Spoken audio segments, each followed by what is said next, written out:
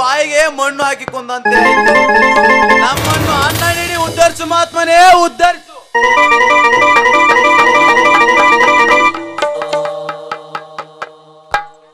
ತಮ್ಮನ ಶಾಪದಿಂದಲೇ ನಮ್ಮಿಂದಲೇ ಇವರ ಪರಿಹಾರ ಐಶ್ವರ್ಯದಿಂದಲೇ ನೆರವೇರಿಸಬೇಕು. ಮಕ್ಕಳೇ, ನೀವೇನು ಪಾಪದಿಂದ ಎಚ್ಚೆತ್ತಿರಿ. ನಾ ಕೊಟ್ಟ ಶಾಪ ಹಿಂತೆಗೆದುಕೊಳ್ಳುವುದೆಂದು ಸಾಧ್ಯ. ನಿಮ್ಮಂತ ವೀರಪುತ್ರರನ್ನು ಹೆತ್ತ ನನ್ನ ಶಾಪ ಭಂಗವಾದರೆ ಜಗತ್ತಿನಲ್ಲಿ ಹೆತ್ತ ಮಾತೆಯರ ಲೋಕೋತ್ತರ ದೇವತೆಯಿಂದ ಹಿಡಿದು ನುಡಿವ ನುಡಿ ಸುಡುವೆ ಸಿದ್ಧರಾಗಿ ಜಡದೆತ್ತು. ಮಕ್ಕಳೆದೆಗೆ ಕರುಣೆ ಗುರಿ ತಪ್ಪಾದರೆ ಪದ್ಮಣ್ಣ ನನ್ನ ಶಾಪ ಭಂಗವಾದಂತೆ. ನೀನೇ ಇವರಿಗೆ ನಿವೃತ್ತಿ ಮಾರ್ಗ ತೋರಿಸು ಕಂದ, ಅಮ್ಮ, ನಿನ್ನ ಕರುಣೆಯ ಕಡಲುಕ್ಕಿ ನುಡಿಯಿರಿ. ಇವರಿಗೆ ನಿರ್ಮಿತ ಮಾರ್ಗ ತೊರೆದು ತಾಯಿ ಶಾಪ ಭಂಗ ಮಾಡಿ ಅಮ್ಮವನಾಗಿ ಚಂದ್ರನಿಗೆ ಕಾವಲೆಂಬ ಖಗ್ರಾಸ್ ಗ್ರಹಣವನ್ನು ಹಿಡಿಸಲಾರೆ ನಮ್ಮ. ಕೇಳು ತಾಯೇ ನಿನ್ನ ಪವಿತ್ರ ನೆತ್ತರ ನಮ್ಮೆಲ್ಲ ಅಣ್ಣ ತಮ್ಮಂದರಿಗೆ ಸಮನಾಗುವಂತೆ ನೀ ಕೊಟ್ಟ ಮಣ್ಣು ಅನ್ನವನ್ನು ಸಮನಾಗಿ ಹಂಚಿಕೊಳ್ಳುತ್ತೇವೆ. ಅದು ಹಂಚಿಕೊಳ್ಳುವುದು ಪದ್ಮಣ್ಣ. ಅಣ್ಣ, ನನಗೆ ಕೊಟ್ಟ ಅನ್ನವನ್ನು ನಿಮಗೆ ಕೊಟ್ಟ ಮಣ್ಣನ್ನು ಸಮನಾಗಿ ಹಂಚಿಕೊಂಡು ಆ ಮಣ್ಣಿನ ಮೇಲೆ ಅನ್ನ ಉಣ್ಣುತ್ತಾ ಹೋಗುವುದೇ ತಮ್ಮನ ವಚನ ಪಾಲನೆ. ಪದ್ಮಣ್ಣ, ಏನು ನಿನ್ನ ಅಮೃತ ವಾಣಿ. ಮಕ್ಕಳೇ, ಪ್ರತಿದಿನ ಮಣ್ಣಿನ ಮೇಲೆ ಉಣ್ಣದಿದ್ದರೂ ವರ್ಷಕ್ಕೆ ಒಂದು ದಿವಸವಾದರೂ ಮಣ್ಣಿನಲ್ಲಿ ಅನ್ನವನ್ನುಂಡು ತಾಯಿಯ ವಚನ ಉಳಿಸಿರಪ್ಪ. ವಚನಕ್ಕೆ ತಪ್ಪದೆ ನಡೆದವರು ಹಾಲು ಮತದವರೆಂದು. ಆಗಲಿ ತಾಯಿ, ತಮ್ಮನ ವಚನವೇ ವೇದವಾಕ್ಯ ಅಮರಲೋಕ.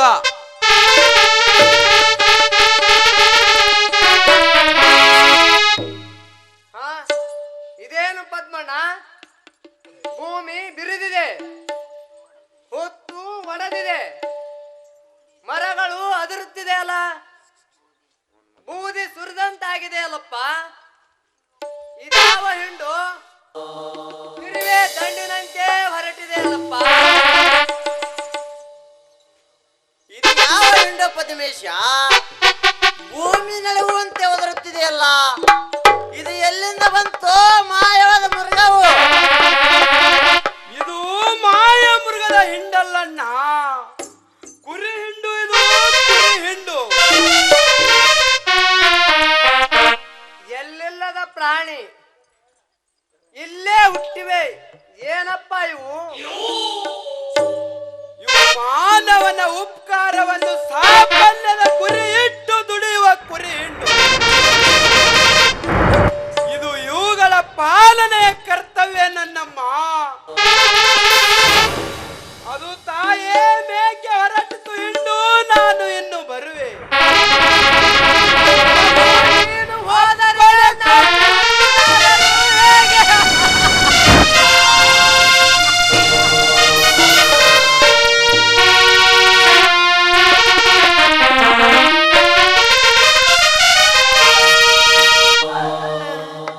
ಅಲ್ಲದೆ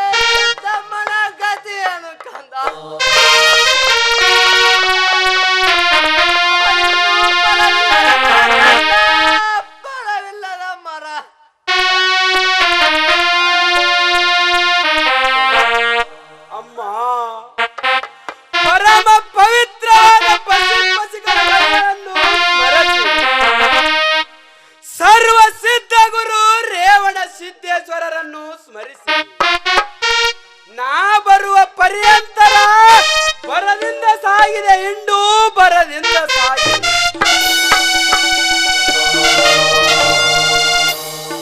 ಒಂದೇ ಸ್ವಾಮಿ, ನನ್ನನ್ನು ಹೋಗುವನು ನಾನು ಮಾಡಿದ ಅಪರಾಧವೇ?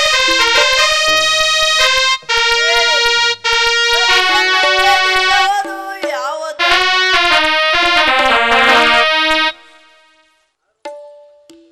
ದೇವಿ, ಪತಿ ಮಾಡುವ ಕಾರ್ಯಕ್ಕೆ ಸತ್ಕಾರವಾಗುವುದು ಸತಿ ಧರ್ಮವಲ್ಲವೇ?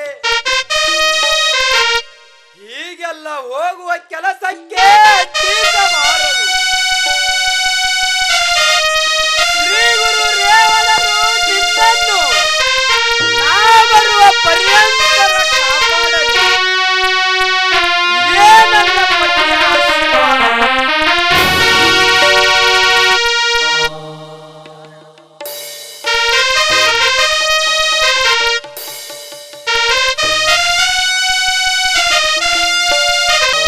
ಹೆಂಡತಿಗೆ ಬಂದು ಬಳಗದವರಿರುವಂತೆ ನನ್ನ ಹೆಂಡತಿಗೆ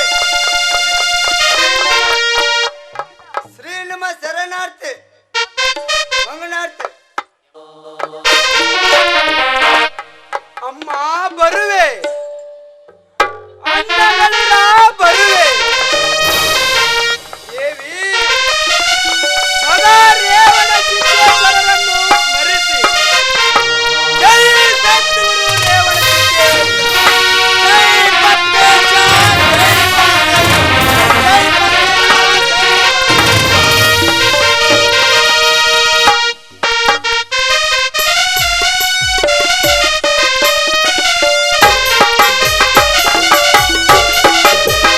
ಇಷ್ಟ ಅಂದಿದ್ದಕ್ಕ ಸಡನ್ನೇ ಸಟ್ಕೊಂಡು ದುಡು ಹೋಗ್ಬಿಟ್ಟವ ಹಾರಿ. ಏ ಮಾಯಿ, ನಿನಗೆ ಗಂಡ ಬೇಕು ಮಕ್ಕಳ ಬೇಕು ಅಂದ. ಅದಕ್ಕ ನಾನಂದೆ ಗಂಡ ಬೇಕು ಮಕ್ಕಳಾಗುವ ತನಕ, ಮಕ್ಕಳು ಬೇಕು ಸಾಯುವ ತನಕ ಅಂದೆ. ಇಷ್ಟ ಅಂದಿದ್ದಕ್ಕ ನೀನು ನಿನ್ನ ಮಕ್ಕಳು ಸುಖವಾಗಿರೋ ಅಂದು ಪದ್ಮೇಶಪ್ಪನ ಹಿಂದೆ ಹೋದಾಗ ಇವತ್ತಿಗೂ ಇವು ಹಡದಿಂದಂತೂ ಹೊಟ್ಟಿಗಿಲ್ಲ ಬಟ್ಟಿಗಿಲ್ಲ. ಗಂಡನ ಹುಡುಕೊಂಡು ಬಂದ್ರ ಎಲ್ಲಿ ಕಾಣಲಿಲ್ಲವ್ವ, ಸಾಕಾಯ್ತು. ಹೆಣ್ಣಿನ ಜೀವನ ಇರಬಾರದು, ತಿರುಗಿ ಹೆಣ್ಣು ಜೀವನ ಸಣ್ಣಾಯ್ತು. ಸಾಕಪ್ಪ ಪದ್ಮದೇವರು, ಇವು ನೀ ಕೊಟ್ಟದ್ದು, ನೀನೇ ತಗೋರಪ್ಪ.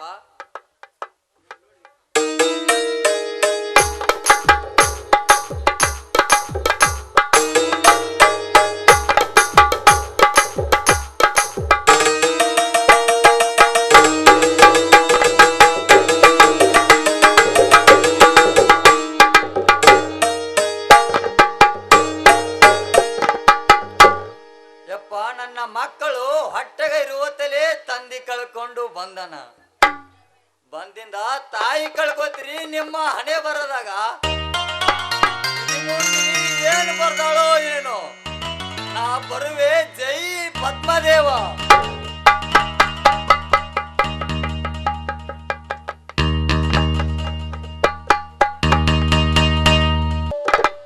ತಡೆ ತಾಯಿ, ಇಲ್ಲಿ ನೀನು ಅಲ್ಲಿ ಮಕ್ಕಳು. ಅಯ್ಯೋ ಹುಚ್ಚಿ, ಆತ್ಮಹತ್ಯೆ ಮಹಾಪಾಪ. ಎಲ್ಲ ಪಾಪಗಳಿಗೆ ಪ್ರಾಯಶ್ಚಿತ್ತವಿದೆ, ಆದರೆ ಆತ್ಮಹತ್ಯೆ ಮಾಡಿಕೊಂಡಿರುವವರಿಗೆ ಯಾವ ಪ್ರಾಯಶ್ಚಿತ್ತವೂ ಇಲ್ಲ ತಾಯಿ. ನನ್ನನ್ನೇಕೆ ತಡೆದ್ರಿ ನನ್ನಪ್ಪ? ನಿನ್ನನ್ನು ತಡೆದಿಲ್ಲಮ್ಮ, ನಿನ್ನ ಬಿಟ್ಟು ಹೋಗುತ್ತಿದ್ದ ಆತ್ಮವನ್ನು ತಡೆದೆನು. ಅಪ್ಪಣೆ ಕೊಡ್ರಿ, ನಾ ಇನ್ನು ಹೋಗ್ತೀನಿ. ಯಾರಿಗೆ ಯಾರು ಅಪ್ಪಣೆ ಕೊಡಬೇಕಮ್ಮ? ಎಲ್ಲರಿಗೆ ಪದ್ಮೇಶ್ವರಿ ಅಪ್ಪಣೆ ಕೊಡಬೇಕು. ಇಲ್ಲಿಲ್ಲದ ಪದ್ಮೇಶಪ್ಪ ಎಲ್ಲಿಂದ ಬಂದು ಕೊಡುವನಪ್ಪ? ಪದ್ಮದೇವರು ಇಲ್ಲಿಲ್ಲದ ಪದ್ಮೇಶ ಎಲ್ಲಿಂದ ಬಂದು ರಕ್ಷಿಸುವನಮ್ಮ ಈ ನಿನ್ನ ಮಕ್ಕಳನ್ನು? ಯಪ್ಪ, ನೀವೇ ಜನ್ಮದೇವರಾಗಿ ಬಂದಿರಿ, ನೀವೇ ರಕ್ಷಿಸಿ ಮಕ್ಕಳನ್ನು. ಕೇಳು ತಾಯಿ,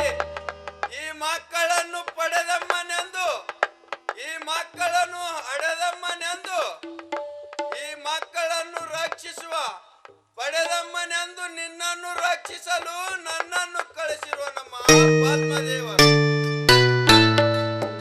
ಯಪ್ಪ ನೀವೇ ಜನ್ಮದೇವರಾಗಿ ಬಂದಿರಿ. ನನ್ನ ಗುರುವೇ ನಿನ್ನ ಪಾದಕ್ಕೆ ಬಿದ್ದೆ ತಂದೆ.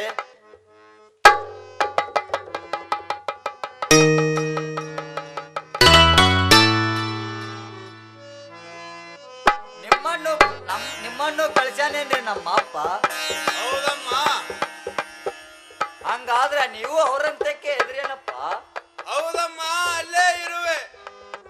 ಹಂಗಾದ್ರೆ ನೀವೇನು ಮಾಡ್ತೀರಪ್ಪ? ನನ್ನ ಗಂಡ ಕೆಲಸ ಏನು ಮಾಡ್ತಾನ? ನಿನ್ನ ಗಂಡ ಕುರಿಗಳನ್ನು ಮೇಯಿಸಿಕೊಂಡು ಬಂದು ಹಡ್ಡಿಯನ್ನು ಕೂಡಿಸುತ್ತಾನೆ. ಪದ್ಮನ ಕುರಿಗಳನ್ನು ಮೇಯಿಸಿಕೊಂಡು ಬಂದು ಮರಿಗಳಿಗೆ ಹಾಲು ಕುಡಿಸುತ್ತಾನೆ. ನಾನು ಅವರು ಹೇಳಿದ ಕೆಲಸ ಮಾಡುತ್ತೇನಮ್ಮ. ಹಂಗಾದ್ರೆ ನೀವು ಒಬ್ಬರನ್ನ ಬಿಟ್ಟು ಒಬ್ಬರು ಇರುದಿಲ್ಲವೇನಪ್ಪ? ಹೌದಮ್ಮ, ನನ್ನ ಬಿಟ್ಟು ಪದ್ಮವಿಲ್ಲ, ಪದ್ಮನ ಬಿಟ್ಟು ಜೀವ ಇಲ್ಲ, ಜೀವನ ಬಿಟ್ಟು ಕುರಿಗಳಿಲ್ಲ, ಕುರಿಗಳ ಕಾಯಲು ಜೀವನ ಕಾಯಲು ಕಾರಣ ನಾನು ನನ್ನ ಕಾಯಲು ಪದ್ಮದೇವನಿರುವ ಕಾರಣ ನಿನ್ನ ಯೋಗಕ್ಷೇಮ ವಿಚಾರಿಸಿಕೊಂಡು ಬಾಯೆಂದು ತಿಳಿದೇ ನನ್ನನ್ನು ಕಳಿಸಿರುವ ನಮ್ಮ ಪದ್ಮೇಶ. ಆ ಪದ್ಮನನ್ನು ಕಳಿಸುವ ಬದಲಿ ನನ್ನ ಗಂಡನ ಕಳಿಸಿದ್ರ ನೋಡಿಕೊಂಡು ಬರ್ತಿದ್ದಲ್ಲ ಎಂದ್ರ ಮಕ್ಕಳನ್ನ. ನಿನ್ನ ಗಂಡ ಬಂದರೆ ಅವನ ಹಿಂದೆ ಕುರಿ ಹಿಂಡು ಬರುವುದು. ಆ ಹಿಂಡು ಬಂದು ಏನಾದರೂ ನಿನ್ನ ಮಕ್ಕಳಿಗೆ ಅಪಾಯ ಮಾಡುವುದೆಂದು ತಿಳಿದೆ ನನ್ನನ್ನು ಕಳಿಸಿರುವ ನಮ್ಮ ಪದ್ಮೇಶ. ಹಿಂಡು ಬಂದ್ರೆ ಬ್ಯಾಡ್ ಬಿಡ್ರಪ್ಪ, ಇಲ್ಲೇ ಅಲ್ಲೇ ವರ್ಷ ದಿವಸ ಇರ್ತಾರಂತ ಎಂಡ್ರ ಮಕ್ಕಳನ್ನ ಬಿಟ್ಟು. ಅಲ್ಲಪ್ಪ ಪದ್ಮೇಶಪ್ಪ, ಹುಲಿ ಅಂತ ಅಣ್ಣಗಳಿರುವಾಗ ಅವ್ರನ್ನೆಲ್ಲ ಬಿಟ್ಟು ನಮ್ಮವನ್ನ ಕರೆದುಕೊಂಡು ಹೋಗಬೇಕೇನಪ್ಪ? ಮಾಯಮ್ಮ, ಎಷ್ಟೋ ಪ್ರಾಣಿಗಳಿರುವ ಜಗತ್ತಿನಲ್ಲಿ ಚಂದ್ರನಿಗೆ ಬೇಕಾದದ್ದು ಒಂದೇ ಒಂದು ಪ್ರಾಣಿ, ಅದುವೇ ಮಲ. ಆ ಮಲವನ್ನು ತನ್ನ ಗರ್ಭದಲ್ಲಿಟ್ಟುಕೊಂಡು ಶಶಾಂಕ ನೆನಪಿಸಿಕೊಂಡು ಲೋಕ ತೋರುವಂತೆ ತಾಯಿ ನಿನ್ನ ಗಂಡ ನಿನ್ನನ್ನು ಕರೆದುಕೊಂಡು ಹೋಗುವುದು ಲೋಕದ ಆದರ್ಶ ವ್ಯಕ್ತಿಯನ್ನಾಗಿ ಮಾಡಲು. ಅಲ್ಲಪ್ಪ, ಅವನ ಕರೆದುಕೊಂಡು ಹೋದಂಗ ನನ್ನ ಕರೆದುಕೊಂಡು ಹೋಗಿದ್ರ ಗಂಟೆನ್ ಹೋಗ್ತಿತ್ತಪ್ಪ. ಪದ್ಮೇಶಪ್ಪ, ಹಿಂಗ ಬಿಟ್ಟು ಹೋದರೆ ಗತಿ ಏನಪ್ಪ? ನಿನ್ನ ಗತಿ ಅವನೇ ಕೇಳಿ ಕಳಿಸಿರುವ ನಮ್ಮ ನನ್ನ ಭಾಗ್ಯದಯವಾದ ಮಾರ್ಗವನ್ನು.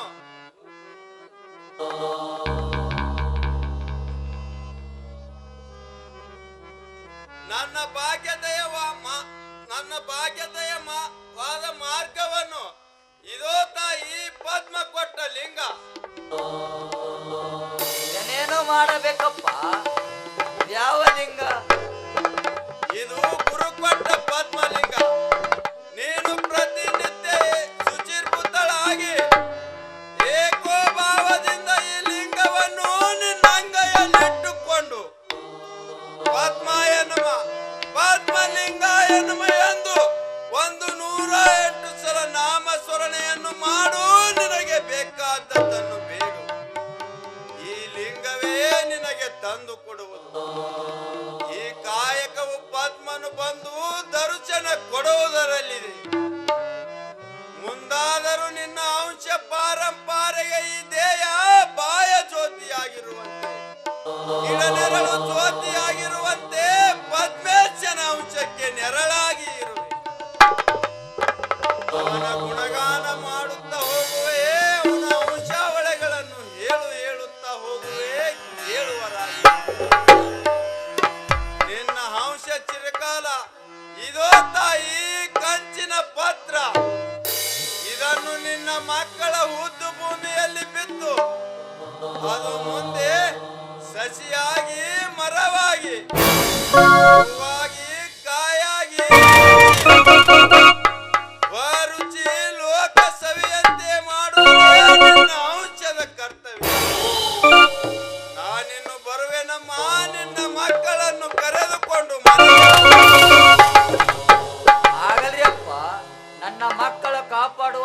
ನಿನ್ನಲೇ ಕೂಡಿದೆ. ನಾನು ಇನ್ನ ಹೋಗಿ ಬರುವೆಪ್ಪ.